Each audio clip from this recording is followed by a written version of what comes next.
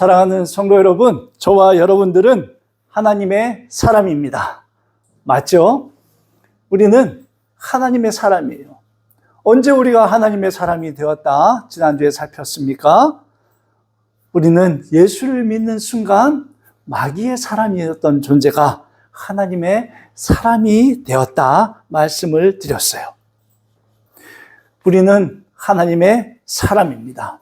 이 말 속에는 너는 내 것이야. 우리는 하나님의 소유가 됐다는 의미가 있고, 또한 하나님께서 우리를 책임지신다는 하나님의 큰 의지도 담겨 있다 말씀을 드렸습니다. 그런데 더 중요한 의미가 이 하나님의 사람이라고 하는 부름 속에 있다고 말씀드렸어요. 그것이 무엇입니까? 하나님께서 우리에게 사명을 주셨다는 거예요. 하나님의 사람. 오늘 우리에게도 동일한 사명을 하나님께서 주셨습니다. 하나님께서 우리에게 주시는 사명은 무엇입니까? 예수를 끝까지 증언하는 사명이에요. 예수님께서 우리 그리스도시다, 메시아시다. 그리고 하나님의 사람은 우리가 증언하는 예수를 기다리며 사는 사명을 가지고 있어요. 다시 오실 주님을 기다리는 사명. 어떠한 자세로 기다립니까? 진리의 말씀을 지키고 전하는 사명 가운데 예수를 기다리는 거예요. 이것이 우리의 사명이에요. 하나님의 사람들이 사명을 온전히 감당하기 위해서는 우리가 잘 훈련을 받아요. 그 훈련에 대한 내용이 오늘 우리가 읽은 이 11절과 12절 두 절의 말씀에 있습니다. 이 훈련의 원칙, 이 행동의 원칙은 필수 원칙이에요. 해도 되고 안 해도 되는 그런 것이 아닙니다. 꼭 해야 돼요. 따라서 하나님의 사람은 오늘 사도 바울이 11절과 12절을 통하여 우리에게 알려주는 이 원칙을 지속적으로 훈련을 해야 합니다. 이미 사도 바울은 우리가 훈련해야 되는 그 이유를 디모데전서 4장 8절에서 이미 우리에게 말씀해 주고 있습니다. 우리 디모데전서 4장 8절 한번 찾아서 읽어볼까요? 같이 읽겠습니다. 시작. 육체의 연단은 약간의 유익이 있으나 경건은 범사에 유익하니 금생과 내생의 약속이 있느니라. 7절 말씀을 보면 망령되고 허탄한 신화를 버리고 경건에 이르도록 내 자신을 연단하라, 훈련하라. 오늘 6장 12절에서 이 경건의 유익, 경건을 위한 연단을 믿음의 선한 싸움이라고 또한 표현하고 있다는 것입니다. 여러분, 싸움, 전쟁은 내가 살기 위해 남을 죽이는 것입니다. 전쟁은 그런 것이에요. 그래서 전쟁은 잔혹합니다. 전쟁 중에 선한 전쟁이 없어요. 이것을 주제로 하여 한국에서 2004년도에 만들었던 영화가 있습니다. 바로 태극기 휘날림이에요. 우리가 그 영화를 보셨죠?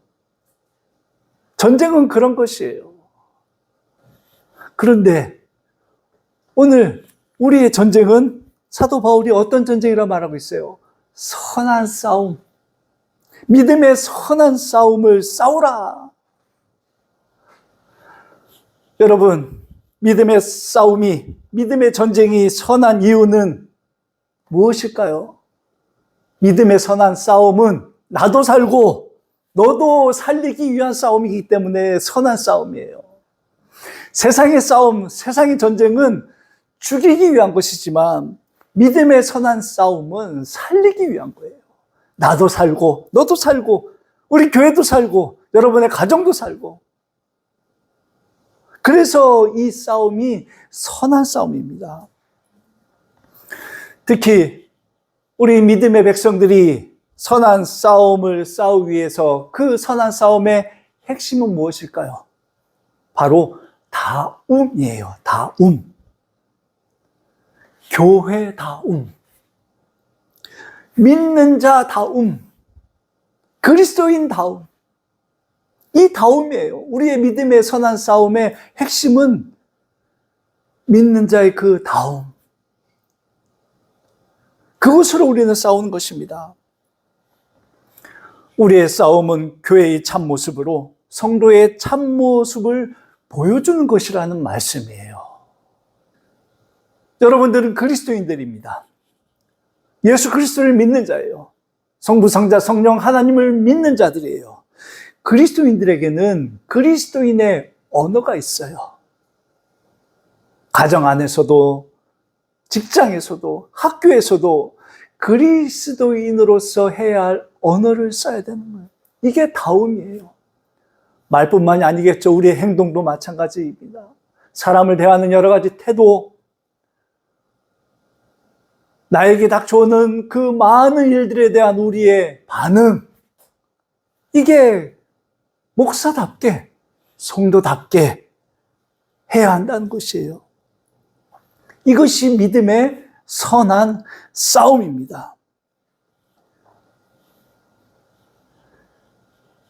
이 다움을 위하여 사도 바울이 디모데에게 오직 너 하나님의 사람아 하며 세 가지를 요구합니다. 목사답기 위해서 이 세 가지를 네가 반드시 실천해야 한다. 그 첫 번째가 무엇입니까? 피해라. 피하라는 거예요. 11절 말씀에 있죠. 오직 너 하나님의 사람아 이것들을 피하고, 여기서 이 피하다라는 동사는 좀 더 그 의미를 살리기 위해서는 도망치라는 거예요. 도망쳐라, 도망쳐라. 먼저 무엇을 피하고 도망쳐야 합니까? 이것들이 바로 6장에서 1절에서부터 시작이 됩니다. 특히 3절 말씀에 이것들을 표현하는 첫 번째가 누구든지 다른 교훈을 하며 바른 말 곧 우리 주 예수 그리스도의 말씀과 경건해가는 교훈을 따르지 아니하면, 이 말씀을 통하여 하나님의 사람이 피해야 할 첫 번째가 다른 교훈이에요. 이단적인 사상, 하나님의 말씀에서 벗어난 가르침, 다른 교훈을 피해야 합니다. 이 다른 교훈을 따를 때 어떠한 결과가 있기 때문일까요? 그 결과들이 5절에 소개되고 있습니다. 마음이 부패하여지고 진리를 잃어버려 경건을 이익의 방도로 생각하는 자들의 다툼이 일어난다. 그리스도인들이 그리스도인다움을 벗어나 다른 교훈을 사랑하고 다른 교훈을 붙잡을 때 마음이 부패해지고 진리를 잃어버린답니다. 무엇보다도 경건을 무엇을 위해 사용하는 사람이 됩니까? 이익을 위하여. 신앙생활을 자기의 이익을 위하여 생각하며 사는 자들이 된다는 것이에요. 바울은 이어서 이 모든 행위의 원인을 또한 진단합니다. 그 원인이 무엇입니까? 탐심입니다. 탐심. 특히 바울은 10절 말씀에서 이 탐심을 돈을 가지고 우리에게 설명합니다. 10절 말씀 같이 한번 읽어보겠습니다. 시작. 돈을 사랑함이 일만 악의 뿌리가 되나니 이것을 탐내는 자들은 미혹을 받아 믿음에서 떠나 많은 근심으로써 자기를 찔렀도다. 바울은 돈을 사랑하는 것을 일만 악의 뿌리라고 말합니다. 세상에 돈을 싫어하는 사람은 없습니다. 그런데 여기서 사도 바울이 말하는 돈을 사랑함은 돈의 많고 적음을 말하는 게 아니에요. 저는 여러분들이 이 세상을 살아가실 때 많은 부를 가지고 누리시며 사시기를 기도하고 있습니다. 돈의 많고 적음이 문제가 아니에요. 그것을 말하는 것이 아니에요. 돈을 사랑하느냐, 돈을 대하는 우리의 태도에 대하여 사도 바울이 말하는 거예요. 돈을 사랑하는 자는 경건도 자기 이익을 위하여 이용하며 삽니다. 따라서 오늘 10절 말씀에 돈을 사랑함이 일만 악의 뿌리라 말하는 것은 무엇을 의미할까요? 세상에 있는 것 가운데 하나님보다 더 사랑하는 것, 그것이 탐심이라는 거예요. 하나님보다 부모를 더 사랑하면 그것이 탐심입니다. 하나님보다 자식을 더 사랑하면 그것이 탐심이에요. 하나님보다 내 목숨을 더 사랑하면 그것이 탐심입니다. 여러분, 하나님보다 우리가 더 사랑하는 것이 있다면 그것은 무엇입니까? 그것이 바로 우상이에요. 하나님보다 더 사랑하는 것이 있다면 그것이 바로 우상이에요. 그것을 더 사랑하는 행위가 바로 우상 숭배인 것입니다. 이 마음을 피해야 한다는 것이에요. 도망치라는 것이에요. 오늘 우리 안에 이와 같은 탐심, 하나님보다 더 사랑하는 것이 있지 아니한가? 그것이 있다면 그 일로부터 도망치라는 것입니다. 도망치라는 것이에요. 오늘도 우리가 하나님의 사람으로 살아가기 위하여, 하나님께서 우리에게 주신 사명을 온전히 감당하기 위하여 우리 안에 탐심이 잡을 때 그것으로부터 도망치는 은혜가 있어야 돼요. 지혜가 있어야 돼요. 여기에는 또한 결단도 있어야 됩니다. 그냥 피해지는 게 아니에요. 하나님께서 우리를 들어서 이쪽으로 옮겨주시는 게 아니에요.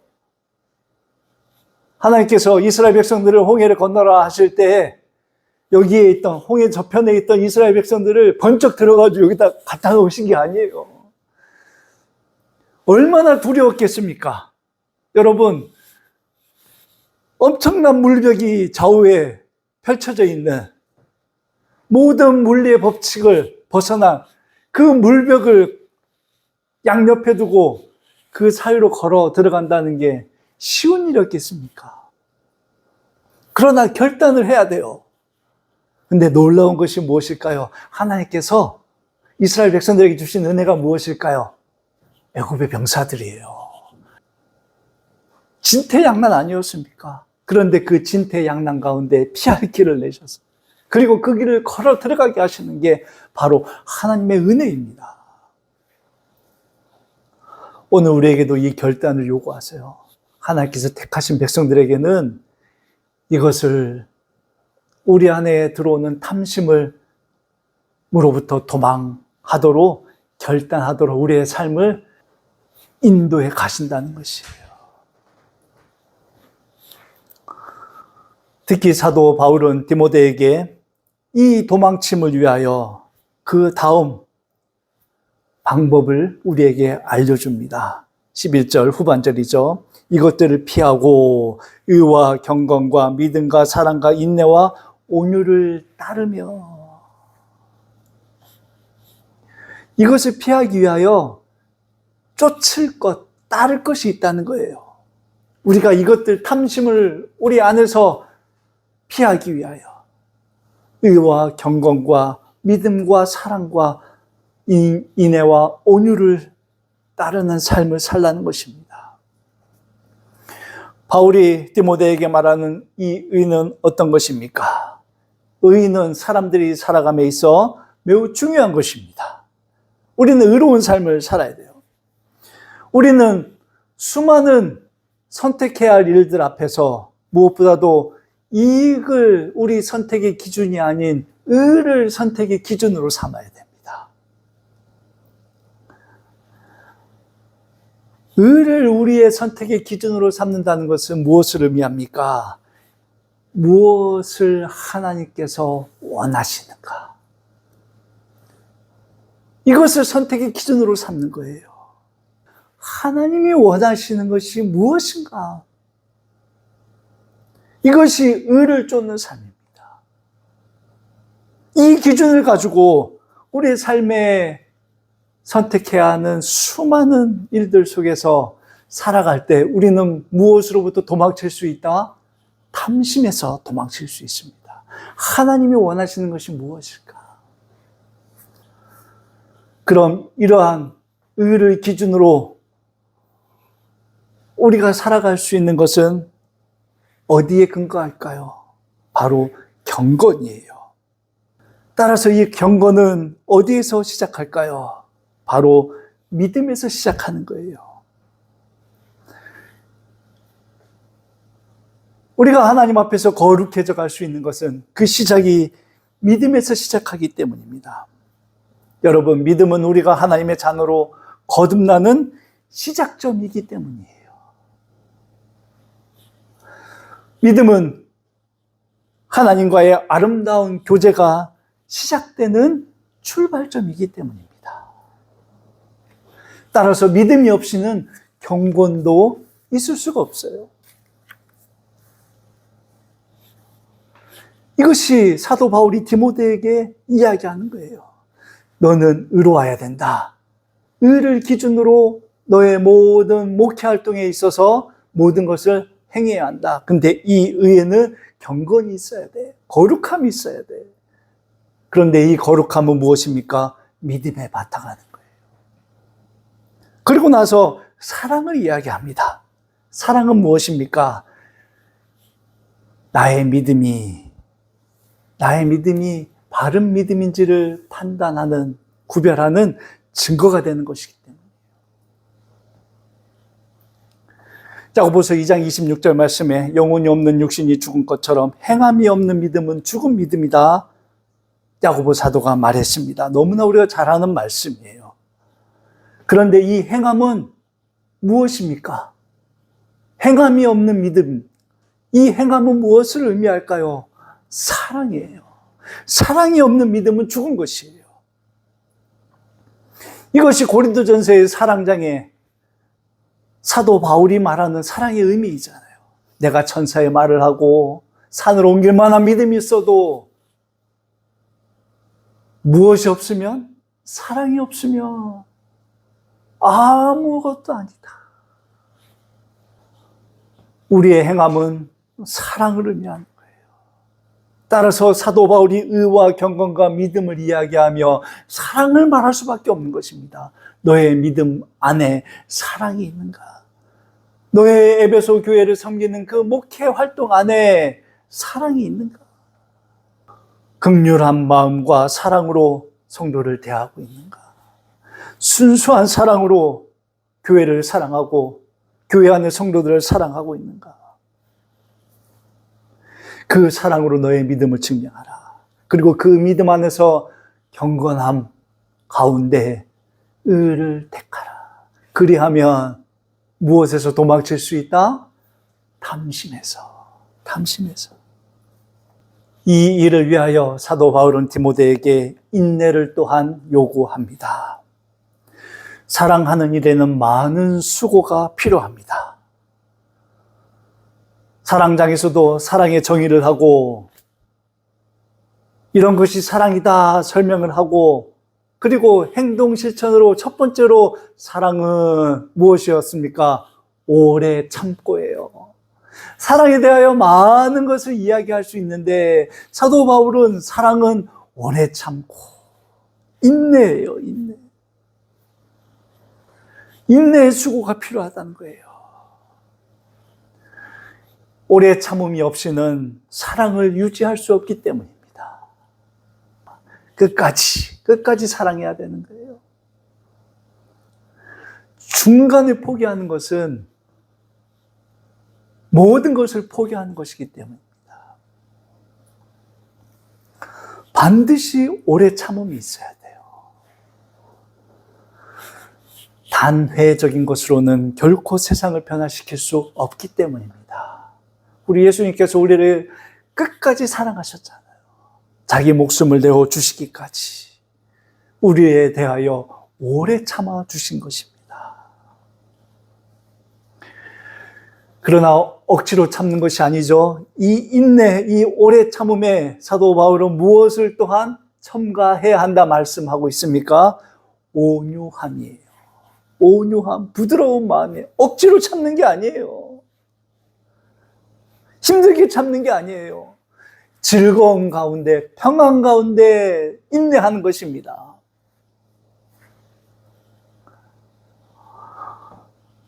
온유함 없이 참을 때 우리 마음속에 무엇이 생깁니까? 불평과 불만과 원망이 싹트게 돼요. 그러나 온유함 가운데 우리가 오래 참을 때 불평과 원망이 아니라 소망 가운데 이 오래 참음은 우리 어머니들에게서 잘 보여줍니다. 어머니들은 온유한 가운데 자식을 기다려줍니다. 끝까지 인내하며 기다려주죠. 기도하며.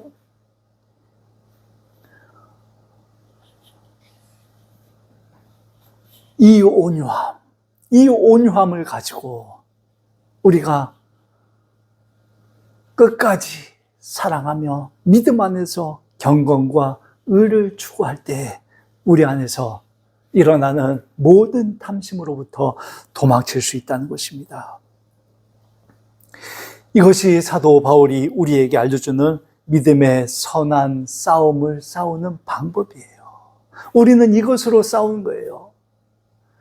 이 싸움을 볼 때, 이 도망치며 쫓으며 따르는 이 방법으로 우리가 살아갈 때 그 결과가 무엇입니까? 살리는 거예요. 나도 살고, 우리 가정도 살고, 우리 교회도 살고, 우리 직장도 살고. 이 열매가 자연스럽게 맺히는 것입니다. 그러나 이것이 쉽지만은 않죠. 그래서 이 일을 위하여 한 가지 우리가 소망을 가져야 되는데 그 소망이 12절에 나옵니다. 믿음의 선한 싸움을 싸우라. 영생을 취하라.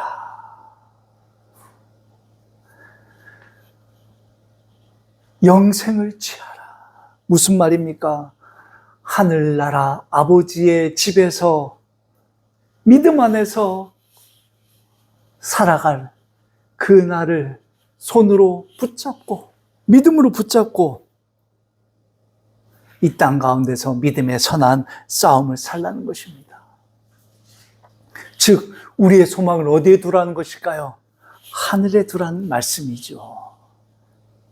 우리의 소망이 땅에 있을 때 늘 우리는 흔들릴 수밖에 없어요. 그러나 우리의 소망이 저 하늘나라 아버지 집이라면 땅의 것들이 비교할 수 없는 것이죠. 하늘의 것과는 비교할 수 없는 거예요. 그것을 붙잡은 것으로, 믿음으로 붙잡은 것으로 우리가 늘 소망 가운데 살아갈 때 우리는 믿음의 선한 싸움을 싸우며 살아갈 수 있는 거예요. 이 땅 가운데서 마귀가 불러일으키는 모든 탐심으로부터 도망칠 수 있는 거예요. 어떻게 도망칠 수 있습니까? 그 모든 것이 하찮은 것으로 보이는 거예요. 하찮은 것으로. 이 싸움을 살 때 성도는 믿음의 선한 싸움 가운데 하나님의 사람으로서 부르신 소명 가운데 살아가며 승리할 수 있는 것입니다. 오늘 12절 후반절을 보십시오. 영생을 취하라. 이를 위하여 네가 부르심을 받았고. 하나님 우리를 부르신 이유는 다른 것이 아니에요. 한심으로부터 도망치고 우리가 따라야 할 것을 쫓으며 살아갑니다. 이것이 선한 증언이라. 우리가 입술로 예수 그리스도를 아무리 증거한다 할지라도 우리가 이 믿음의 선한 싸움을 살지 아니할 때 우리의 증언이 선한 증언이 될 수가 없어요. 오히려 손가락질 당하는 증언이 될 수 있습니다. 예수 믿는다면서 그러면서 네가 사는 모습은 참으로 나의 본이 되지 않는 거예요. 예수 믿는다면서. 오늘 우리는 이와 같은 하나님의 부르심의 목적을 다시 한번 마음속에 새깁시다. 우리는 땅의 것을 위하여 부르심을 받은 것이 아닙니다. 영생을 위하여, 믿음의 선한 싸움을 위하여 하나님의 부르심을 받았습니다. 그리고 우리는 예수 그리스도를 선한 증언자로서 우리의 삶을 통하여, 더 나아가 우리의 입술을 통하여 증언하며 살아가는 저와 여러분이 되어야 할 것입니다.